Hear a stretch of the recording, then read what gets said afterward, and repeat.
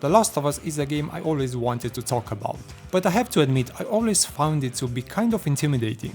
It seems that type of game so many people praise and have nothing but good things to say about it. Among many labels people love to slap this game with.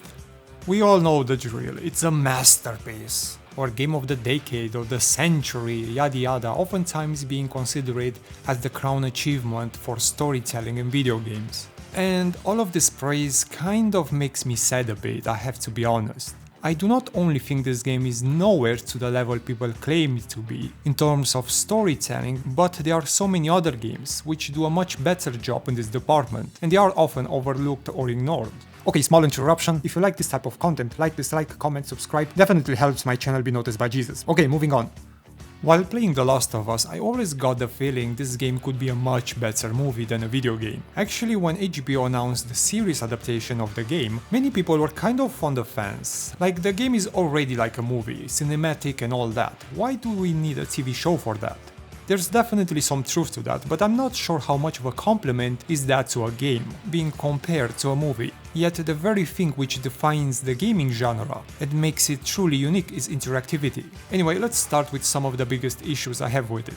In this game you take the role of Joel, a middle-aged man who lost his daughter in a tragic event, and later on, throughout a series of events, is being tasked to escort another girl to a group called Fireflies. I think it's pretty obvious to almost everyone what the game is trying to do. You have two characters who don't really like each other that much, but eventually through various circumstances and events will end up closer together and care about each other. Joe will eventually see Ellie as his adopted daughter, and Ellie will see Joe as a father figure. Now, although the story can be oftentimes predictable, I don't have that much of a problem with that, but rather with its execution and delivery. One of the biggest issues I have is how safe it plays and disconnected the gameplay and story are from each other. The entire journey these two characters go through can be summed up as an escort mission, where the only time Ellie is in danger is in cutscenes or heavily scripted sequences. Other than that, during gameplay, she bumps into enemies, runs in front of them, talks loud when everyone is whispering, and nobody seems to notice. I mean, Ellie is there mostly to serve the story, but does very little in order to provide something of substance for the gameplay. Now, I know, having a character that constantly needs to be saved can be really frustrating, but the opposite can equally ruin immersion. The game constantly jumps back and forth between Ellie now is in danger because it said so, and never mind, now she's kind of invisible and nobody seems to spot her. Probably the worst contender is the section of the game where you get to play as her in the later game. Obviously now the plot, or better say gameplay armor, disappears and everyone attacks Ellie. Once the section is over and you take the role of Joel again and you find yourself back on the road, the game jumps again to where it started, Ellie being kind of just there and invisible to other enemies. The best way to describe this is the fact the story and gameplay don't really work in tandem with each other. To better understand what I mean, we should look at a few other games which do a much better job to merge together these two. The first example is Brothers, Tales of Two Sons. I don't know how many of you know this game, but you should really give it a try. It's pretty great. So in Brothers, you play as two characters, which can be controlled at the same time. This way of playing is greatly used to solve puzzles and progress through the levels, since each boy kind of rely on each other, having different strengths and weaknesses. For example, the short blonde one cannot swim. Hey, that's just like Ellie. However, in this game this is not used for padding and wasting time, but rather as an important mechanic which influences how you solve puzzles, and also is part of the story as well. I really don't want to spoil the events, but this game perfectly exemplifies. You don't really need dialogue in order to convey emotion, while also having at the same time gameplay and story almost perfectly working together. Another example is The Last Guardian, a game which uses mechanics to create a bond between two characters. The interesting thing about it is the fact that as the relation with your companion evolves, so do the mechanics. Or maybe is the other way around? As the mechanics develop, so it does the bond with your companion. Anyway, these two work in tandem with each other. At the beginning of the game it can be pretty frustrating, since the animal won't always listen to your commands, acting very much on its own, but as the game progresses it will become easier to control, while still remaining a lifelike creature. Actually in the late game a few times even saved my ass from dying. The last example I want to give is The Walking Dead from Telltale. This is quite interesting since in many ways it's very similar to The Last of Us thematically, as well as the setting, except it does a much better job to tell a story while also involving the player in the process. Oftentimes in The Last of Us I felt only like a spectator, witnessing Joel and Ellie's relationship develop, while having no direct input whatsoever. That's not really the case with The Walking Dead, since one of the main ways to interact with Clementine is through the actions and decisions you take, and dialogue as well. The way Clementine sees Lee is directly impacted by the player, creating a more effective way of developing the relationship through direct interaction. This also applies to other characters Lee will encounter. First of all, they stick with you longer, following the player through the course of various and multiple events. I found myself far more involved, and I care a hell of a lot more, that's for sure, whether someone lives or dies. Unfortunately, I can't say the same thing about The Last of Us side characters, who make their presence for half an hour, sometimes a bit more, and they vanish afterwards. Now, taking all this into consideration, what could The Last of Us have done better in this regard? Well, remember when I mentioned how Ellie cannot swim? What if Joel at one point teaches Ellie how to, or maybe she learns on her own when they get separated? I think this will constitute some sort of a progress, which will get rid of those annoying sequences when you have to carry her on a wooden plank. How about at one point Joel lets Ellie use a gun or teaches her how to use it?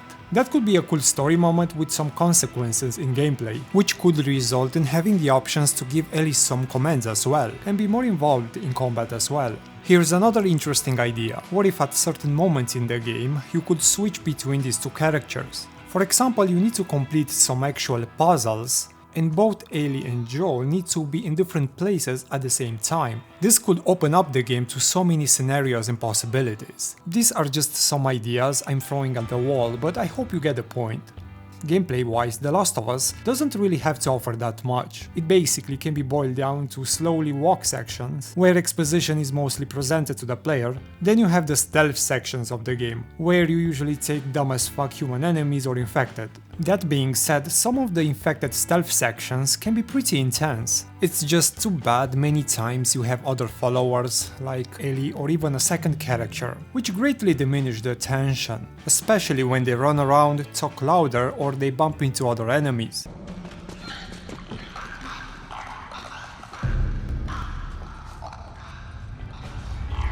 I mean, if you think about it, clickers are supposed to be extremely sensitive to sound. Yet again, humans are supposed to have brains and react accordingly.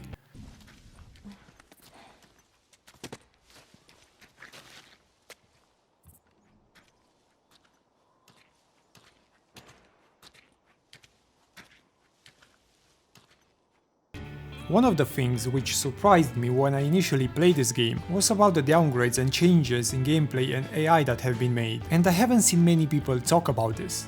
At the E3 presentation, the AI is far more competent than what we eventually got. They seem to respond way better to the player's position and also be more aware of their surroundings. They talk among each other, they surprise and ambush the player, and even react and change position when you no longer have bullets. Now, I'm not really sure how much of that is because of the downgrade, or simply because the whole section is very scripted, which also might be the case. Anyway, the AI in the final product, it's among the most inconsistent and all over the place AI I've seen. There are definitely moments when it seems to be a bit more competent and react as it's supposed to, but for each time it does that, there are twice as many moments when it's just brain dead. The player is also able to lean over and see what's in the next room, which added a bit more to the realism of the game, and potentially could have made those stealth horror sections even more tense. Instead, we've got the X-ray vision like dozens of other games. Ellie also seemed to participate more in the gameplay sections as well. I was thinking at that time she will play a bigger role than what we eventually got. Anyway, leaving that aside, the action parts of the game are pretty good, nothing too crazy. They are definitely things that have been carried from Uncharted. The melee combat is visceral and brutal. The weapons as well really feel heavy and impactful. Although if I really wanted to play something more action-driven, I would definitely prefer Uncharted. Other than the shooty bang bang sections, you will be carrying a shit tons of ladders and wooden planks. I guess this was the developer's way of inserting some gameplay to remind us this is still a video game. And lastly, you have the exploration areas, which open up the game a little bit more. Usually these come after a longer combat encounter, so you have time to walk around a bit more, gather materials, listen to Ellie and also find notes scattered across the world. Now the problem with all these gameplay sections is how disjointed are from each other. Now it's puzzle time, then once that is over you start the combat section.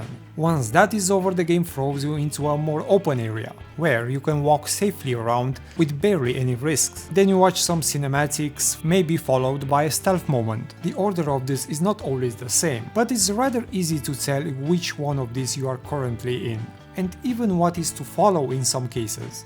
I would have loved if some of these scenarios could overlap. There was never a moment when I had to fight humans and infected at the same time. And it's even stranger when you think about it. The noise these shootouts make is pretty loud, which in theory should attract many infected. This alone could lead to so many interesting situations, when maybe I pin them against each other. No pun intended. Volume 2 by Will Livingston. Let's keep going. So yeah, The Last of Us is not a bad game by any means. It's a pretty okay game in my opinion. I guess most people were so absorbed by the presentation and how cinematic and movie-like this game is that don't really bother to look beyond that. The characterization for the most part is pretty good, as well as the overall writing. But all of these things shine way better in a movie, as HBO has proven.